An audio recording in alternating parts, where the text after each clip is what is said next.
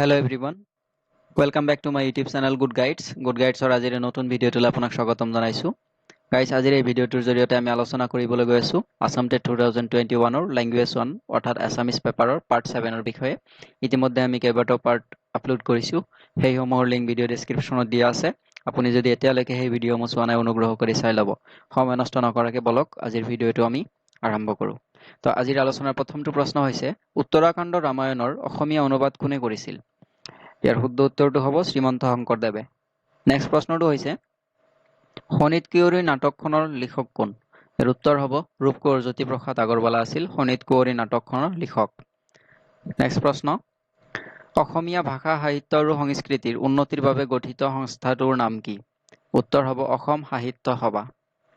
Next প্ৰশ্ন ৰামায়ণ কোনে অসমীয়ালৈ অনুবাদ কৰিছিল? ইয়াৰ উত্তৰ হ'ব মাধৱ কন্দলী। মাধৱ কন্দলীয়ে ৰামায়ণ অসমীয়ালৈ অনুবাদ কৰিছিল। নেক্সট প্ৰশ্ন অসমীয়া সাহিত্যৰ ৱাল্টাৰ স্কট বুলি কাক আখ্যা দিয়া হয়?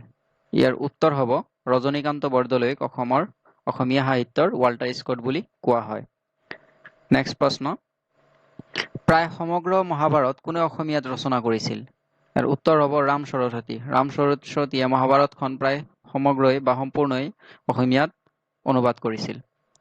নেক্সট প্ৰশ্নটো হৈছে grammatical notes of the Assamese language নামৰ পুথিখন কোনে ৰচনা কৰিছিল?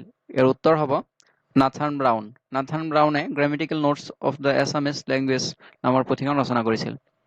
নেক্সট প্ৰশ্ন অনাতাঁৰ যোগে সম্প্ৰচাৰ হোৱা অসমীয়া ভাষাৰ প্ৰথম নাটখনৰ নাম কি? ইয়াৰ উত্তৰ হ'ব বিন বৰাগী।